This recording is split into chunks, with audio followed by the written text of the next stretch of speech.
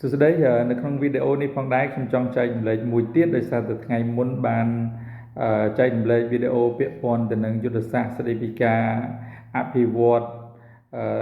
សេដ្ឋកិច្ចក្រៅប្រព័ន្ធឆ្នាំ2023ឆ្នាំ2023រួចហើយអញ្ចឹងថ្ងៃនេះចែករំលែកពាក់ព័ន្ធទៅនឹងអនុក្រឹត្យលេខ289ស្តីពីការចុះឈ្មោះអ្នកសេដ្ឋកិច្ចក្រៅប្រព័ន្ធអញ្ចឹងបើយោងតាមអនុក្រឹត្យនេះផងដែរបានកំណត់នីតិវិធីអត្តសញ្ញាណប្រភេទមុខរបរអាជីវកម្មនិងព័ត៌មានរបស់អ្នកសេដ្ឋកិច្ចក្រៅប្រព័ន្ធគឺសំដៅចូលរួមអភិវឌ្ឍសេដ្ឋកិច្ចក្រៅប្រព័ន្ធឲ្យរីកធំធាត់និងអាចចូលរួមពេញលេញប្រកបដោយចីរភាពបរិយាបន្ននិងភាពធន់បានហើយចំពោះស្ថាប័នក្នុងការចុះឈ្មោះអ្នកសេដ្ឋកិច្ចក្រៅប្រព័ន្ធនេះមាន3ទី1គឺគណៈកម្មការសម្របសម្រួលសេដ្ឋកិច្ចក្រៅប្រព័ន្ធជាស្ថាប័នគោលមានសមត្ថកិច្ចដឹកនាំតម្រង់ទិសសម្របសម្រួលការចុះឈ្មោះអ្នកសេដ្ឋកិច្ចក្រៅប្រព័ន្ធនិងមានសិទ្ធិចេញវិញ្ញាបនបត្រចុះឈ្មោះអ្នកសេដ្ឋកិច្ចក្រៅប្រព័ន្ធទី2អគ្គលេខាធិការគណៈកម្មការសេដ្ឋកិច្ចនិងធុរកិច្ច Digital ដែលជាប្រតិបត្តិការថ្នាល Digital សម្រាប់ការអភិវឌ្ឍសេដ្ឋកិច្ចក្រៅប្រព័ន្ធហើយនិងទី3គឺការិយាល័យច្រកចេញចូលតែមួយនៃរដ្ឋបាលក្រុងស្រុកខណ្ឌដែលជាស្ថាប័នមានសមត្ថកិច្ចក្នុងការទទួល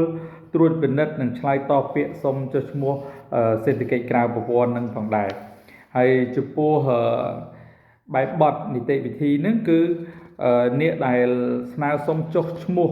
ជាអ្នកសេដ្ឋកិច្ចក្រៅប្រព័ន្ធនឹងបុគ្គលនឹងត្រូវផ្ដល់ព័ត៌មានអំពីអត្តសញ្ញាណព័ត៌មានសេដ្ឋកិច្ចព័ត៌មានអប់រំរូបថតអត្តសញ្ញាណប័ណ្ណសញ្ជាតិខ្មែរច្បាប់ដើមរូបថតផ្ទៃមុខរូបថតផ្ទៃមុខជាមួយនឹងទីតាំងអាជីវកម្មរូបថតអាជីវកម្មនិងព័ត៌មានផ្សេងៗដែលកំណត់លម្អិតនៅក្នុងនីតិវិធីប្រតិបត្តិស្តង់ដាររបស់អគ្គលេខាធិការដ្ឋានគណៈកម្មការសេដ្ឋកិច្ចនិងធុរកិច្ច Digital ហើយពាក់ព័ន្ធនឹង app ដែលអាច download បានគឺអ្នកសេដ្ឋកិច្ចក្រៅប្រព័ន្ធនឹងអាចចូលទៅកាន់ App Store ឬក៏ Play Store ហើយវាយពាក្យថា CAME CAM ទៅសញ្ញាដកឃ្លា IE ដើម្បី download app នឹងដាក់លើទូរស័ព្ទហើយចុះឈ្មោះហើយនឹងឃើញអំពីសេចក្តីណែនាំនីតិវិធីថាត្រូវចុះឈ្មោះមិនបន្តឬក៏អាចចូលទៅកាន់គេហទំព័រ www.informal.digitaleconomy.gov.kh ដើម្បីទាញយក app ហ្នឹងមកដាក់លើទូរស័ព្ទហើយចុះឈ្មោះបំពេញតាមការណែនាំនៅក្នុង app ហ្នឹងហើយចំពោះអ្នកដែលចុះឈ្មោះអ្នកសេដ្ឋកិច្ចក្រៅប្រព័ន្ធហ្នឹងគឺមិនមានការបង់ថ្លៃទេមានន័យថាចុះឈ្មោះដែលឥតគិតថ្លៃហើយនៅពេលដែលចុះឈ្មោះហើយគណៈកម្មការហ្នឹងនឹងពិនិត្យមើល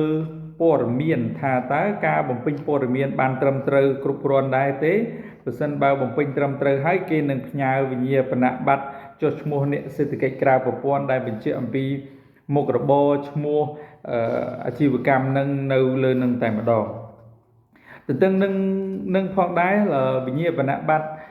ចុះឈ្មោះអ្នកសេដ្ឋកិច្ចក្រៅប្រព័ន្ធនឹងមានការទទួលស្គាល់ពីរាជរដ្ឋាភិបាលហើយគ្រប់ក្រសួងស្ថាប័នពាក់ព័ន្ធហើយនឹងមានការទទួលស្គាល់ជាវិស័យគេហៅជាសាធារណៈនិងឯកជនផងដែរទន្ទឹមនឹងផងដែរចំពោះសិទ្ធិរបស់អ្នកសេដ្ឋកិច្ចក្រៅប្រព័ន្ធហ្នឹងគឺគ្រប់រូបវ័ណ្ណបុគ្គលដែលបានចុះឈ្មោះជាអ្នកសេដ្ឋកិច្ចក្រៅប្រព័ន្ធហើយមានលទ្ធភាពទទួលបានការលើកទឹកចិត្តការថែបំពន់ផ្សេងពីក្រសួងស្ថាប័នពាក់ព័ន្ធស្របតាមលិខិតបន្ទាត់ឋានគតិយុត្តជាធរមានហើយចំពោះករណីយកិច្ចរបស់អ្នកសេដ្ឋកិច្ចក្រៅប្រព័ន្ធហ្នឹងគឺទី1ត្រូវធ្វើហ្នឹងត្រូវបំពេញបែបបទលក្ខខណ្ឌតម្រូវដែលកំណត់នៅក្នុងអនុក្រឹត្យនេះដើម្បីស្នើសុំចុះបញ្ជីហើយទី2គឺផ្ដល់ព័ត៌មាននិងឯកសារតម្រូវឲ្យបានគ្រប់គ្រាន់ត្រឹមត្រូវនិងមិនមានការក្លែងបន្លំទី3ធ្វើបច្ចុប្បន្នភាពព័ត៌មាននិងឯកសារតាមតម្រូវការចាំបាច់របស់គណៈកម្មការ